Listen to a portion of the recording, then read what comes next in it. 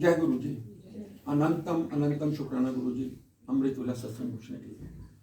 सारी संतों पर मेहर करो, कृपा करो, शुक्राना।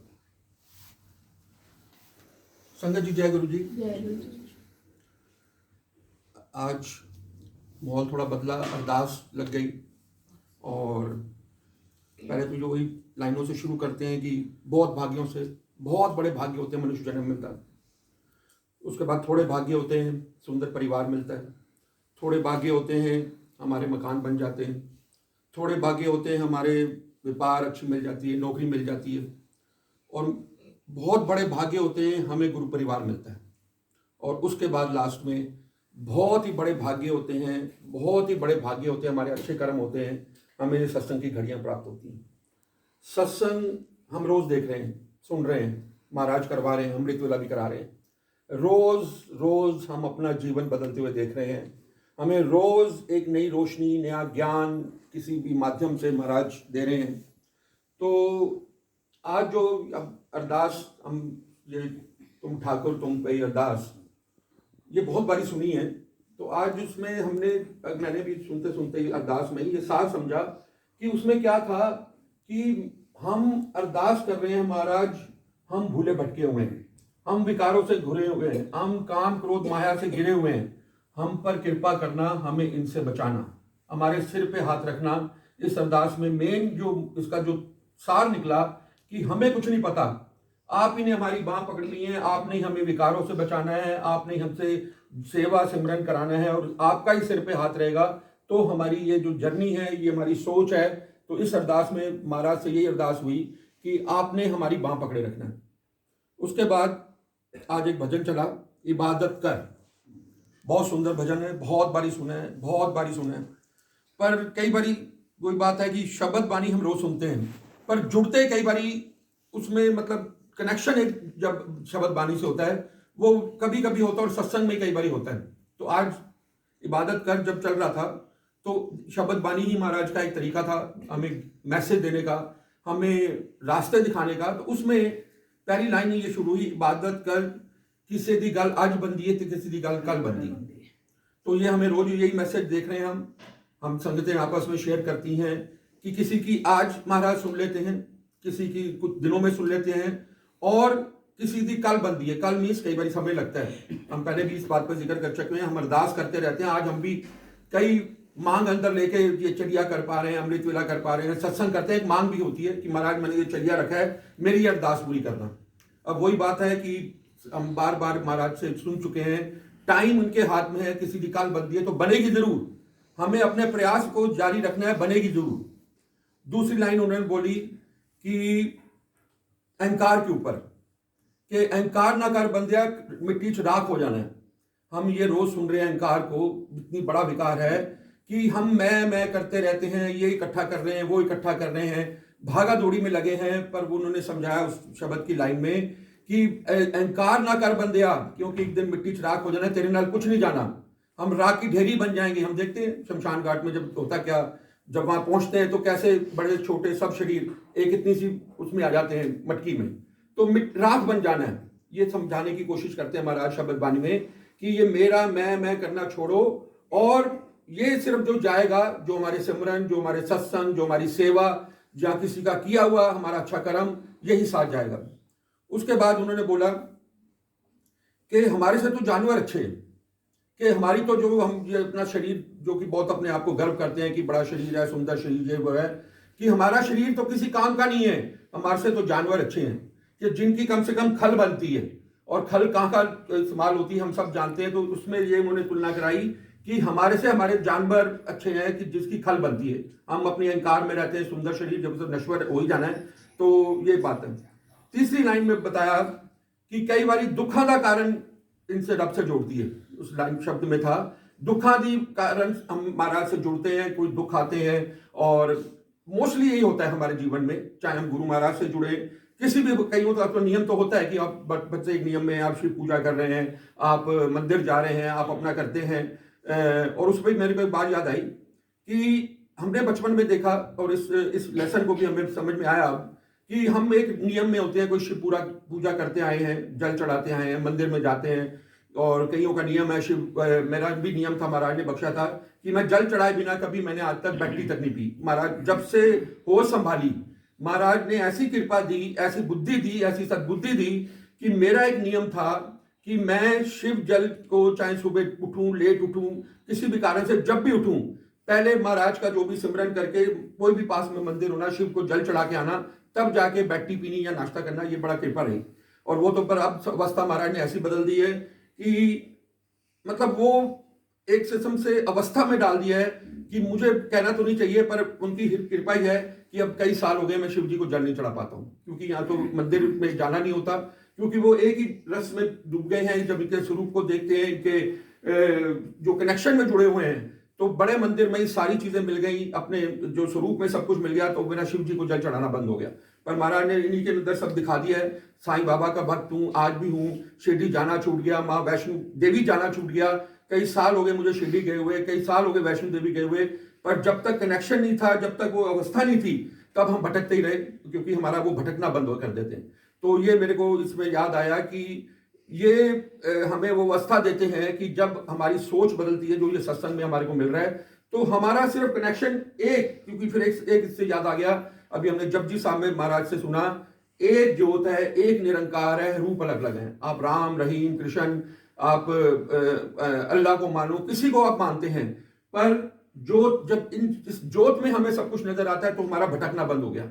हमें बस यही इनके दर्शन में, इनके स्वरूप के अंदर दर्शन में ही, चोले रूप में जो दर्शन हुए, वो तो एक तब तक तो समझ ही नहीं थी, बुद्धि नहीं थी, आंख ही नहीं थी, पर आज स्वरूप रूप में ही सारे जो देवी देवता हैं, हम कई बार सुन चुके हैं कि ये एक इसमें ही इतनी अवस्था है कि अब हमें भटकना पड़ता ही नहीं। ये नहीं है कि हम मानते नहीं है, शिरडी साईं बाबा को आज भी हम मानते हैं, माँ को भी मानते हैं, सबको मानते हैं, पर अब सिर्फ ध्यान इधर ही आके टिक जाता है, और इसी में हमें रस प्राप्त होता है। सौभाग्य से जब बड़े मंदिर जाते हैं, तो आप हम सब देखते हैं, एक्सपीरियंस करते हैं, वहां के दर्शन के बाद तो एक समझ लीजिए जितने टाइम की भी आप, अब तो क्योंकि पहले तो रूटीन में होता था, पर आज तो कोई गैप हो गया, आस्ता आस्ता गैप कम हो रहा है, कि एक बारी दर्शन कराते हैं तो कई टाइम तक वो एनर्जी बनी रहती है, वो पॉजिटिव सोच बनी रहती है। तो ये इस एक की ताकत उन्होंने बताई, एक निरंकार, एक ही है सब। ये हमारे भेदभाव ना रखें कि पर वही है कि महाराज की कृपा से हमें समझ आई। तो चौथा उन्होंने बताया कि तो पहले दुख से जुड़ते हैं, फिर अरदास भी आई उसमें, कि हम अगर सच्चे मन से अरदास करते हैं तो ये अरदास हमारी पूरी होती है। उसमें इबादत कर आप जाके घर पे लगाइएगा, तो ये सुनिएगा जो चीजें हमने इस इबादत कर से समझी, कि सच्ची मन से अरदास करते हैं तो महाराज अरदास भी पूरी करते हैं। आज अरदास भी हम हमेशा करते आए हैं। लास्ट में हमें बताया कि वो रास्ता दिखा जो तेरे दर पे ले जाए। लास्ट में जब समाप्त हो रहा था, हमें वो रास्ता बख्शो कि जो महाराज आपके दर पे ले जाए, आपके करीब लाए। तो ये छोटे छोटे जो एक शब्द बानी की, देखिए हम बार बार हम पहले जिक्र करते हैं, किसी का सत्संग घर जाके जरूर विचार किया करें।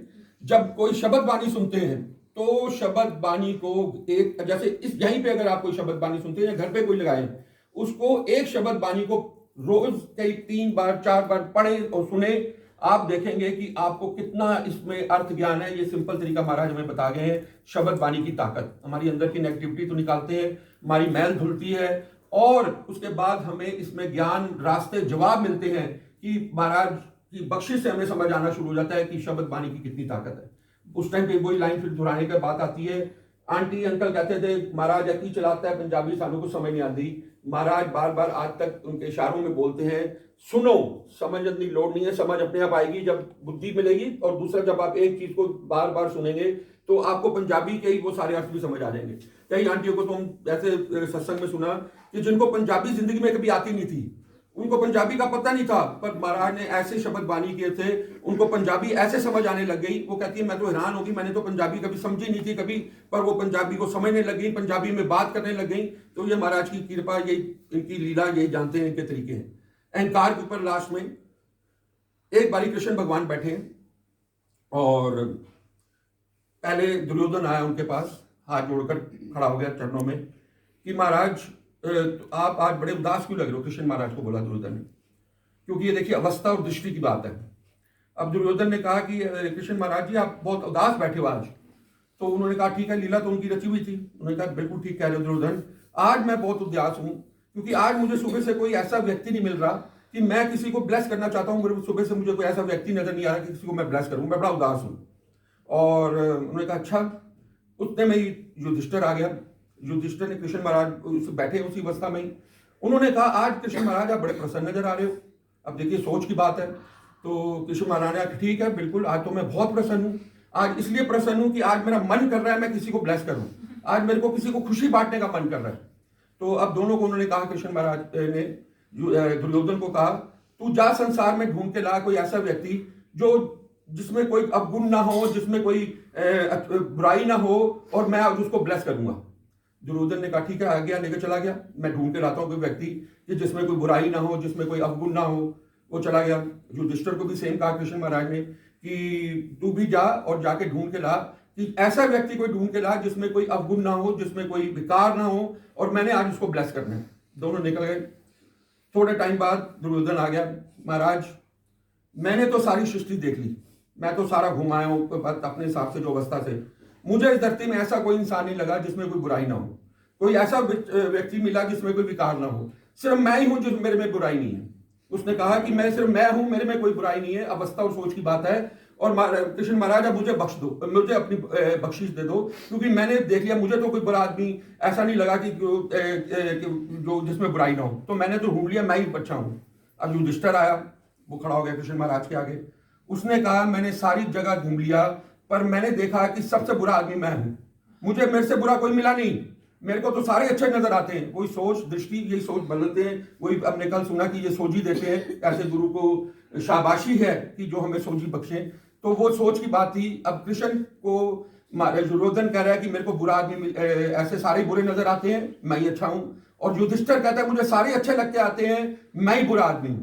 तो अब अवस्था आप समझ लीजिए कि किसको महाराज ने क्या ब्लेस कर दिया, कृष्ण महाराज ने। तो हम कल भी ये जिक्र कर रहे थे कि सृष्टि के मालिक ने खुद बताया कि मैं हमारे को समझाने के लिए, हमारे मूर्खों को समझाने के लिए कि मेरे से बड़ा पापी कोई नहीं है, मेरे से बड़ा गुनहगार कोई नहीं है। कई शब्द बानी में महाराज ने ये अपने मुख से बोला कि सबसे बड़ा पापी मैं हूं।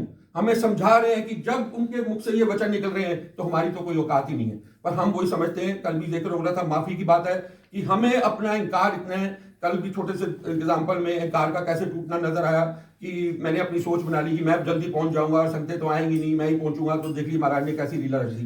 तो ये छोटे छोटे अहंकार, ये अहंकार तो ऐसा बड़ा विकार है, इस पे इतने सत्संग हैं।